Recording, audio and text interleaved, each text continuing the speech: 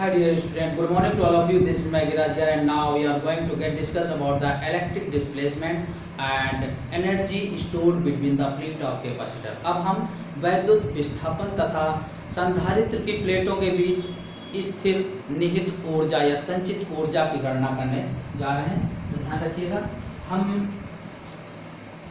वैद्युत विस्थापन को पहले डिस्कस कर रहे हैं। तो इसमें हम जानते हैं कि ये sigma M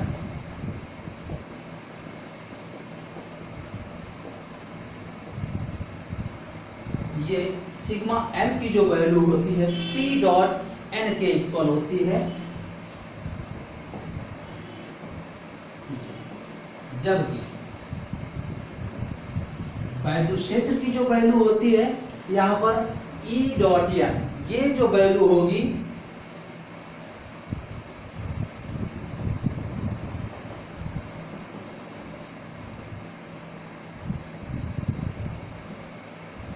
sigma minus sigma P upon epsilon not इतना हो जाएगा। और सिग्मा पी की वैल्यू आप रख सकते हैं, ये आप सिग्मा पी लिख दीजिए, इसको ज़्यादा सही रहेगा। तो ये हो जाएगा E dot N equals to sigma minus P dot N upon epsilon naught, cross multiply कर दीजिए। तो सिग्मा माइनस ये P dot N equals to epsilon naught capital E into N है, और इन दोनों पदों को एक तरफ कर दीजिए। तो epsilon nought E plus P ये आ जाएगा इतना। अब ये जो पद है यही वैद्युत विस्थापन है और जिसको हम D से डिनोट करते हैं E प्लस P, ठीक है ना। अतः ये आ जाएगा sigma equals to D dot N. इसको हम सेकेंड इक्वेशन, या इसको आप सेकेंड मान लीजिए, इसको थर्ड मान लीजिए। अब हम समीकरण 2 और 3 का अनुपात करते हैं, समीकरण 2 व 3 से। तो देखिएगा क्या होगा, डी डॉट एन और ई डॉट एन का रेशियो, तो डी डॉट एन और ई डॉट एन ये आ जाएगा। डी डॉट एन की वैल्यू है सिग्मा और ई डॉट एन की वैल्यू है sigma minus sigma P upon epsilon nought. ये पद ऊपर चला जाएगा, तो ये आ जाएगा D upon E equal to sigma upon sigma minus sigma P into epsilon nought, और ये आ जाएगा परावैद्युतांक के इक्वल। तो D अपॉन E, या D की वैल्यू आ जाएगी एप्सिलॉन नॉट के कैपिटल E। तो देखिएगा, हमने D इस पद को माना था जो वैद्युत विस्थापन होता है D। ध्यान रखिएगा, सिग्मा P जो है P डॉट N, ठीक है, और E डॉट N का मान sigma minus sigma P upon epsilon naught. परावैद्युत पदार्थों में जब हम ध्रुवण को डिस्कस करते हैं तो वहाँ पर ये पृष्ठीय आवेश घनत्व और वैद्युत क्षेत्र की तीव्रता आती है। इसमें हमने सिग्मा पी का मान रख दिया और क्रॉस मल्टीप्लाई कर दिया, और ये जो पद बना यही वैद्युत विस्थापन होता है। तो हमने ये समीकरण तीसरा और 2 और 3 को अनुपात करके हल किया हमने, तो एक संबंध ये आया। अब देखिएगा, हमने ये जो पद हमने सॉल्व किया है, जबकि D equals to epsilon nought E plus P ये है, तो D का मान क्या है, एप्सिलॉन नॉट के E equals to epsilon nought E plus P। तो एप्सिलॉन नॉट के E minus epsilon nought E equals to P। Epsilon nought E common ले लीजिए, K माइनस 1 ये इक्वल है P के, और P बटे E एक तरफ कर दीजिए, K माइनस 1। तो ये पद जो है वैद्युत प्रवृत्ति के इक्वल होता है, और वैद्युत प्रवृत्ति किससे डिनोट करते हैं, जाई से, सो एप्सिलॉन नॉट के माइनस 1। तो ध्यान रखिएगा, जाई इक्वल टू पी अपॉन ई। वैद्युत ध्रुवागुण और वैद्युत क्षेत्र की तीव्रता का अनुपात जो होता है वैद्युत प्रवृत्ति या इलेक्ट्रिक ससेप्टिबिलिटी होती है। तो इस तरीके से ये आ गया। तो इसमें ये भी पूछा जा सकता है कि सिद्ध करो कि xi equal to epsilon nought k minus 1, तो इस सूत्र का ये निगमन भी होगा। क्लियर? आइए अब हम डिस्कस करते हैं संधारित्र की प्लेटों के बीच संचित ऊर्जा। तो माना ये कोई संधारित्र है जिसकी प्रत्येक प्लेट का क्षेत्रफल जो है वो ये एरिया A है,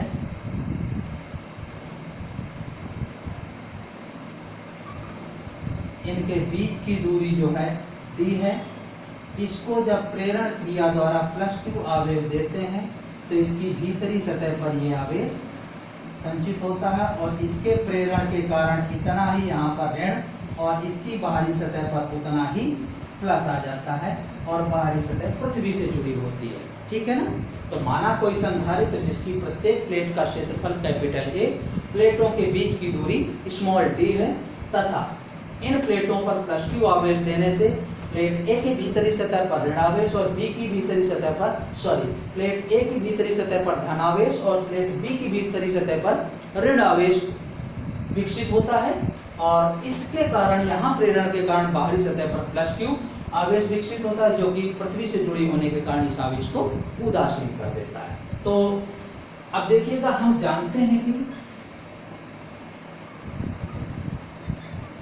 Q इक्वल टू CV होता है, तो ये ऐसे लिखा है y equal to KS type का। K यहाँ पर कांस्टेंट को रिप्रेजेंट कर रहा है।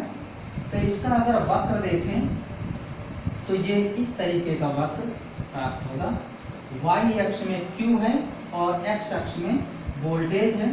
तो इसका अगर Q और V आप देखते हैं, V equal to W upon Q, तो W equal to Q into V, यानी अक्षों का अगर गुणा करें तो क्षेत्रफल मिलता है और वो क्षेत्रफल कार्य के बराबर है, अर्थात ये कार्य ही ऊर्जा के रूप में संचित होगा। तो इसके द्वारा घिरा हुआ क्षेत्रफल क्या होगा?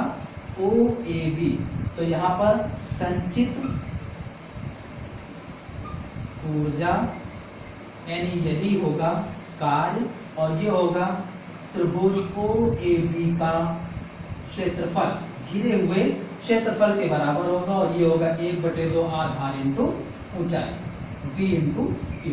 तो ये U equal to QV upon 2, Q की वैल्यू CV होती है तो U equal to half CV square, CV और V CV स्क्वायर। और इसी से अगर हम V का मान Q/C इसी समीकरण में रख दें तो 1/2 Q स्क्वायर C। तो हम ये कह सकते हैं कि संधारित्र की प्लेटों में जो संचित ऊर्जा है वो कितनी है?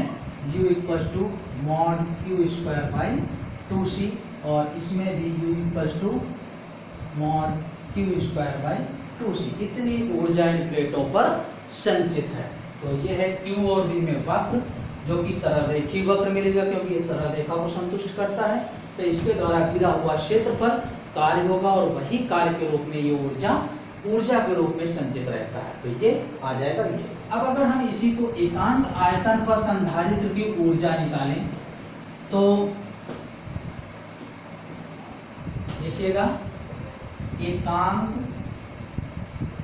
आयतन पर संधारित्र की ऊर्जा,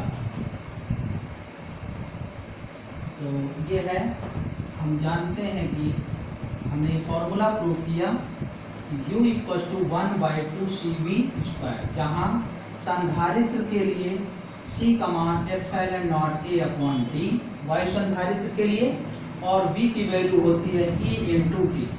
ये दोनों मान समीकरण 1 में रख दीजिए। समीकरण 1 से U equal to 1/2 epsilon nought A upon D into ED whole square. तो U का मान आ जाएगा 1/2 epsilon nought A upon D E square D square. तो ये कैंसिल हो जाएगा, 1/2 epsilon nought E square A into D और क्षेत्रफल इंटू लंबाई ये हो जाएगा आयतन V वॉल्यूम। तो U equal to 1/2 epsilon nought E square volume into में रहेगा, ठीक है ना। और एकांक आयतन पर हो जाएगा, एकांक आयतन पर U equal to 1/2 epsilon nought E square आयतन की जगह 1 हो जाएगा, ठीक है ना। तो ध्यान रखिएगा, ये है संधारित्र की ऊर्जा हाफ CV², जबकि C एप्सिलॉन नॉट A/D वायु संधारित्र के लिए, और V का मान E × T होता है। दोनों मान समीकरण 1 में रख दिया, तो ये E² D², एक D² से D कैंसिल हो जाएगा, तो U equal to 1/2 epsilon not E² A × D, area into displacement, बीच का विस्थापन, ये आ जाएगा आयतन, ओके, लंबाई गुणे चौड़ाई गुणे ऊंचाई। तो ये आ जाएगा इतना इंटू वॉल्यूम, और एकांक आयतन पर यानी आयतन 1 हो तब U equal to half epsilon not E²। इस तरीके से संधारित्र पर एकांक आयतन पर हम ऊर्जा की गणना कर सकते हैं।